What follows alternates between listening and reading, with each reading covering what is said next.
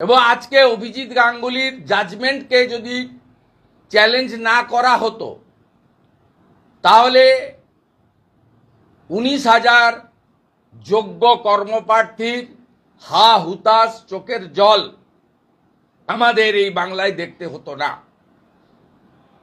আজকে division bench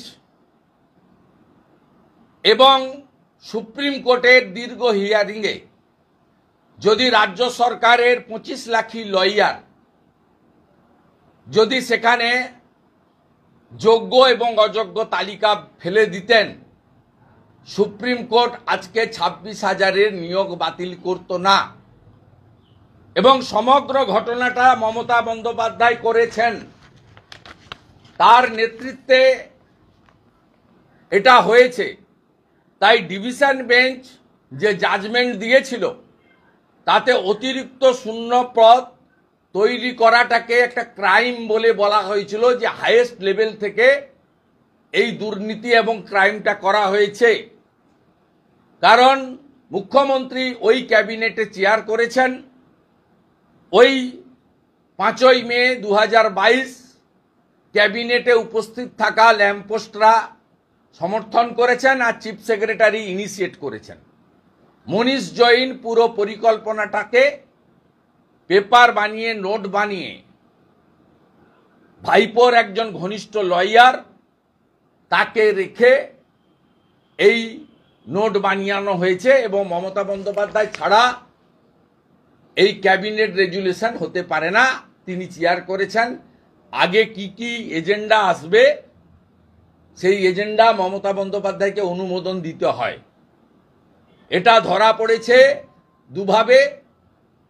রাজভবনে পাঠিয়েছিলেন file, Raj Bhavan তদানীন্তন রাজ্যপাল আজকের উপরাষ্ট্রপতি জগদীপ ধনখড় অ্যাপ্রুভ করেনি।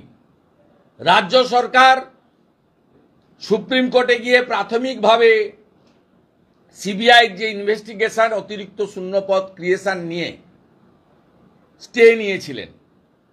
এবং আপনারা দেখবেন এই যে জাজমেন্টে যেমন যোগ্যদের বাঁচানোর চেষ্টা রাজ্য সরকার করেনি, সাথে সাথে রাজ্য সরকারের সবচেয়ে বেশি কনসার্ন এবং তারা উদ্বিগ্ন ছিলেন অতিরিক্ত শূন্যপদ ক্রিয়েট করার জন্য, সিবিআই তদন্ত আটকানোর জন্য। তাই একটা স্পেশাল পিটিশন তারা লাগিয়েছেন চিফ জাস্টিসের কাছে।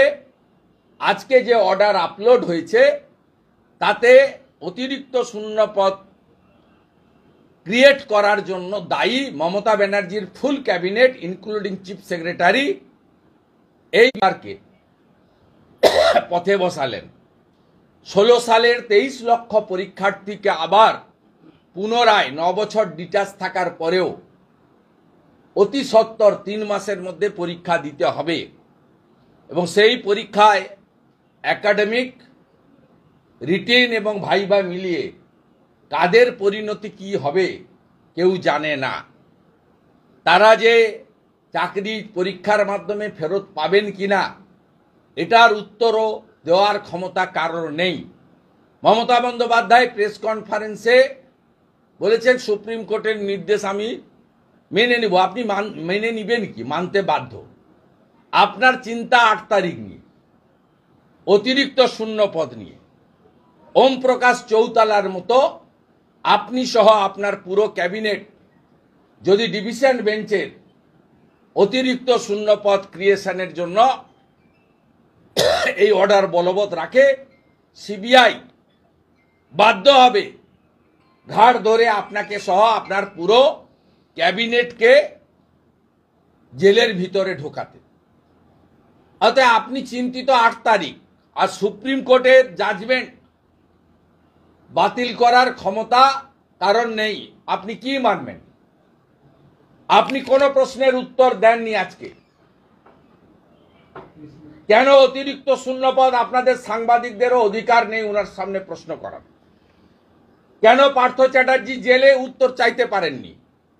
কেন ব্রাত্য বসুকে সরিয়ে পার্থ চ্যাটার্জিকে আনার পরে 5টা জোন এসএসসি তুলে দেওয়া হয়েছে তার উত্তর আপনার জানা নেই।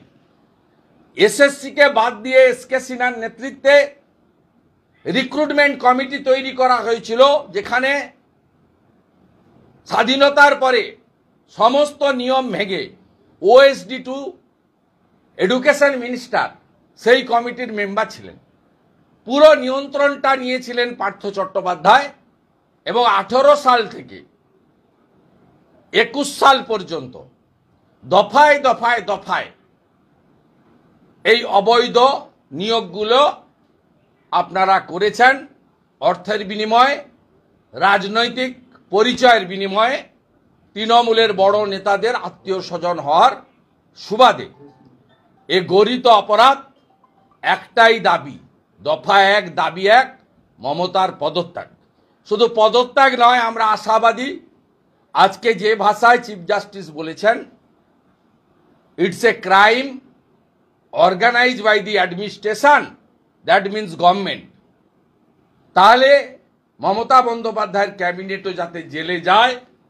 আমরা আশাবাদী 8 তারিখে এই 26,000 যুবক যুবতী বিনা দোষে, কেউ লোভের বশবর্তী হয়ে আর কারো যোগ্যতা থাকা সত্ত্বেও যেভাবে তারা আজকে পথে বসলেন,